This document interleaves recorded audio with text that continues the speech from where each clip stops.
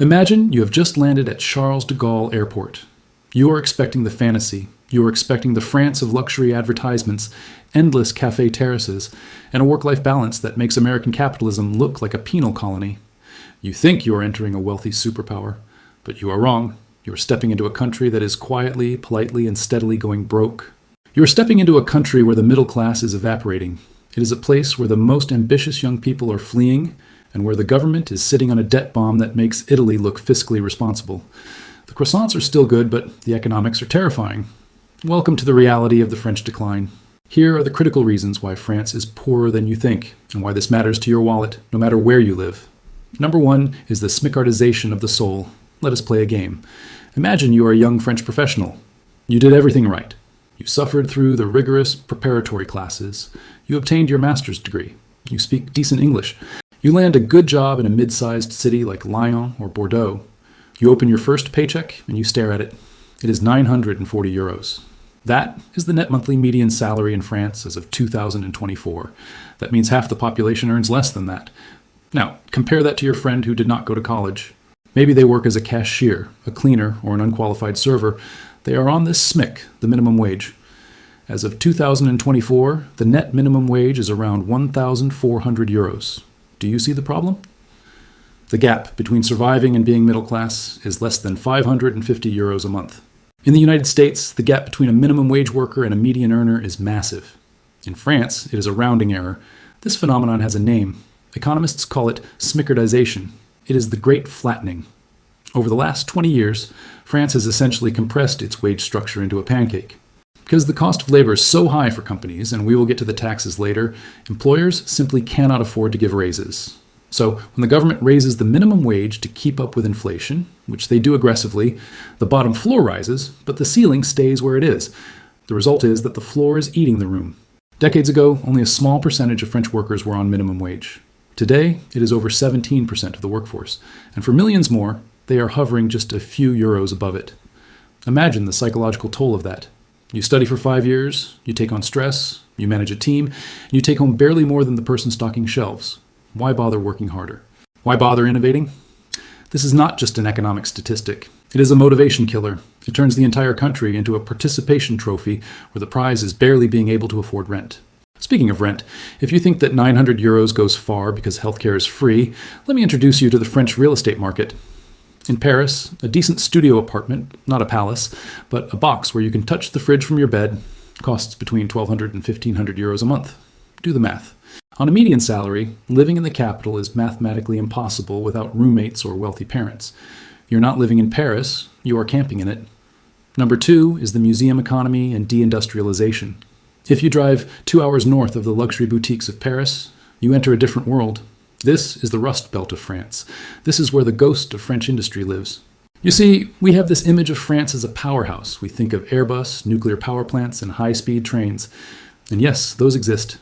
But they are the remnants of a glorious past, not the indicators of a vibrant present. Here is the brutal truth. France does not make things anymore. Look at the numbers.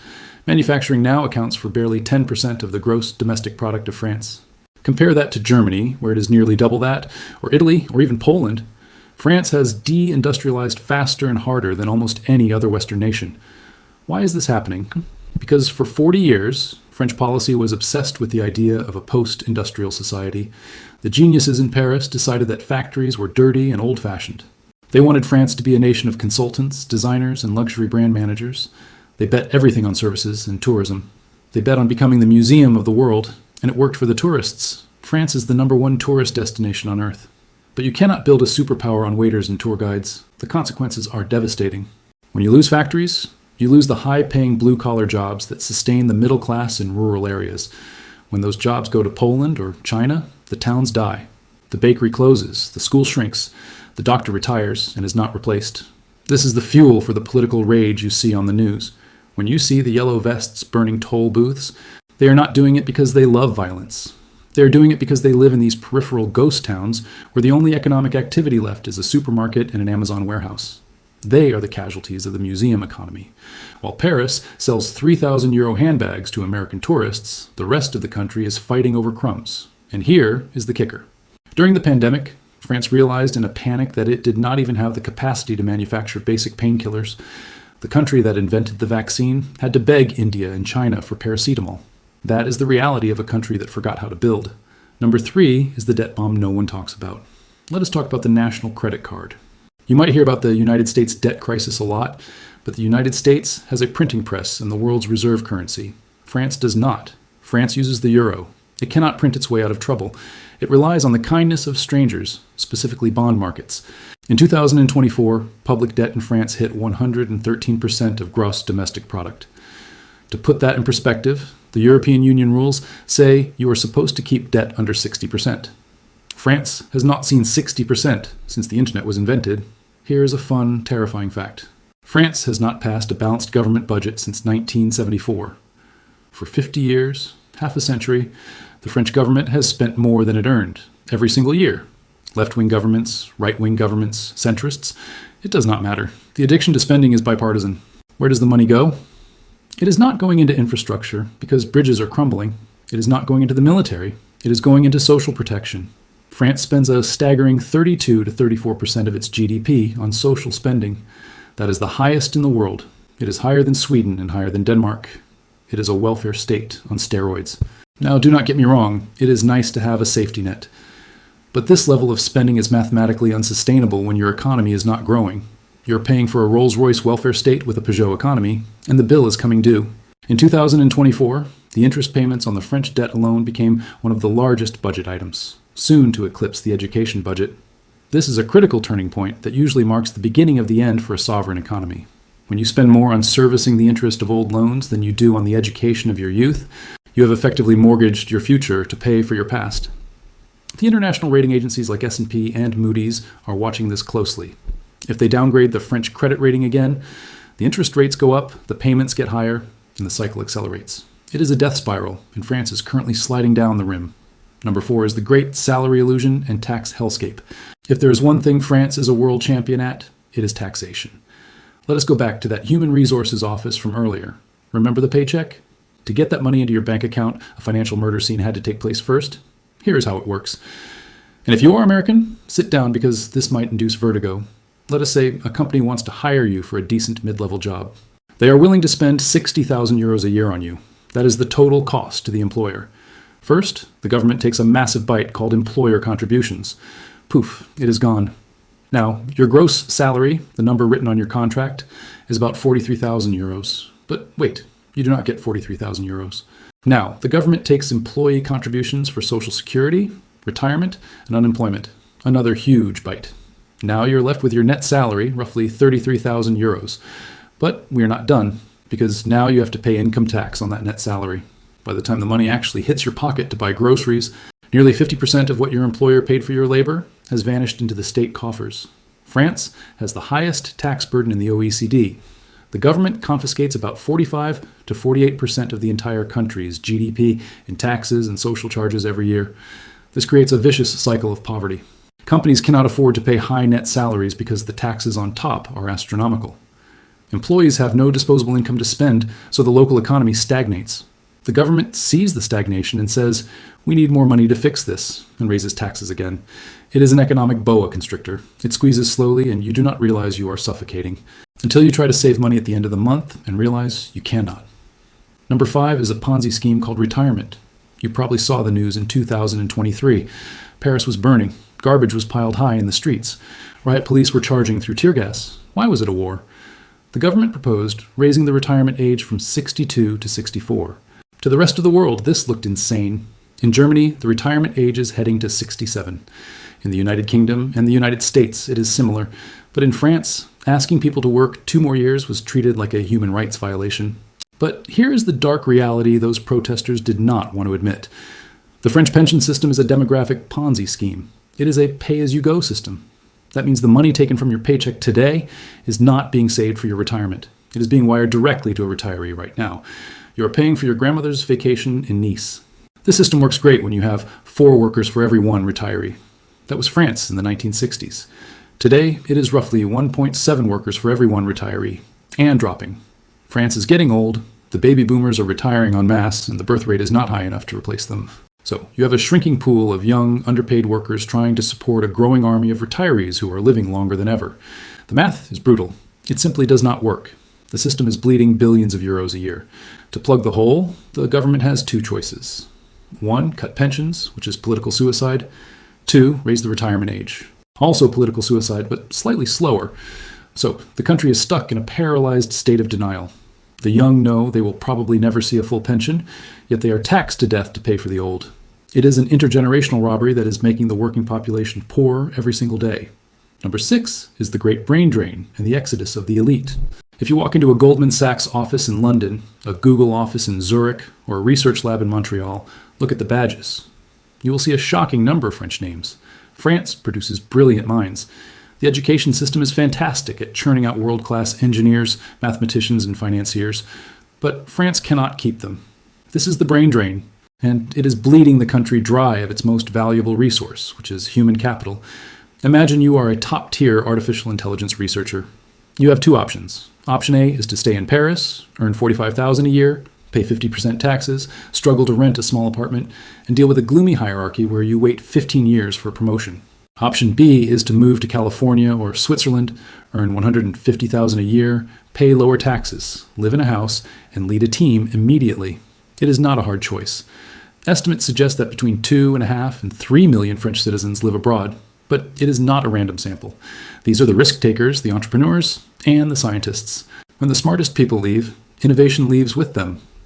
This is why there's no French Google or French Amazon. There are very few French technology giants created in the last 20 years. The founders left. They built Snowflake in the United States. They built Moderna. The CEO is French, but the company is American. France is effectively subsidizing the rest of the world. The French taxpayer pays for the expensive education of these geniuses, and then the American or British economy reaps the profits of their labor. It creates a country that feels stagnant, a country where ambition is capped. If you stay, you accept the ceiling. If you want to break through, you buy a plane ticket. Number 7 is the collapse of public services. You might argue, at least they have free healthcare. At least the trains are fast. Here is the saddest part of the decline. The free stuff is breaking. For decades, the unspoken contract in France was, we take half your money, but we give you world-class services. That contract is void. Visit a French emergency room today. You might wait 10, 12, sometimes 20 hours. There are medical deserts in rural France where you cannot find a general practitioner to save your life. Doctors are retiring, and the quota system kept the number of new doctors artificially low for decades. Look at the education system. French students used to be among the best in math. In the latest rankings, France has dropped to the middle of the pack, with inequality skyrocketing. Teachers are underpaid and demoralized, leading to a recruitment crisis where the government is hiring unqualified staff just to put warm bodies in classrooms. Look at the justice system. It is notoriously slow and underfunded. The tragedy is that the French are still paying luxury prices via high taxes, but receiving budget service. When the public sector fails, those with money opt out. They send their kids to private schools, they go to private clinics, they use private security. This creates a two-tier society. The rich insulate themselves from the decline, while the poor and the middle class are left with crumbling infrastructure. The word equality, carved onto the front of the town halls, is starting to look less like a promise and more like a cruel joke. Number 8 is that they are the world champions of pessimism. If economics is the hardware of a country, psychology is the software, and the software in France is glitching. You might think the most pessimistic people in the world live in war zones or places with extreme poverty. You would be wrong. Year after year, global polls show that the French are the most pessimistic people on earth, often ranking lower than citizens of Iraq or Afghanistan regarding their view of the future. This is the hidden tax on the French economy: depression. Why is a country with 5 weeks of paid vacation, the best cheese in the world, and high-speed trains so miserable? It comes down to the gap between expectation and reality. The French are raised on the myth of the great nation. They grow up hearing about Napoleon, de Gaulle, and the Enlightenment. They are told they are the center of the civilized world. But when they look out the window, they see a country that is shrinking in influence. They see a language that is being replaced by English in business. They see their culture being diluted. This creates a collective cognitive dissonance. It is like a fading aristocrat who still lives in the castle but cannot afford to heat it. They wear the velvet robes, but they are shivering. This pessimism becomes a self-fulfilling prophecy. Consumers do not spend because they fear the future. Saving rates in France are unusually high. Entrepreneurs do not start businesses because they fear failure is permanent. In France, bankruptcy is a social scarlet letter, unlike in the United States, where it is a badge of honor. Voters embrace radicalism because they feel the system is rigged against them. This psychological weight is perhaps the hardest thing to fix. You can change a tax law in a week. You cannot change a national mood in a decade. France is currently trapped in a cycle of declinism and obsession with its own decline that makes it almost impossible to rally the country for the painful reforms it actually needs. Number 9 is the canary in the coal mine for the West. Now, before you sit back in your chair in Chicago, London, or Toronto and laugh at the French, let me give you a warning. France is not an anomaly. It is a time machine. France is showing you exactly what happens when a wealthy Western democracy runs out of road. It is the test case for a specific type of economic disease that is coming for everyone else. Look at the symptoms. Aging population. France hit the demographic wall first, but the United States is 10 years behind. De-industrialization. France gutted its factories faster, but the American Rust Belt is telling the same story. Debt addiction? The French 113% debt to GDP is shocking, but the United States is racing to catch up, running trillion-dollar deficits in peacetime. France is the laboratory. It is trying to maintain a 20th century standard of living with 21st century demographics and 19th century industrial thinking. The warning signs are flashing red.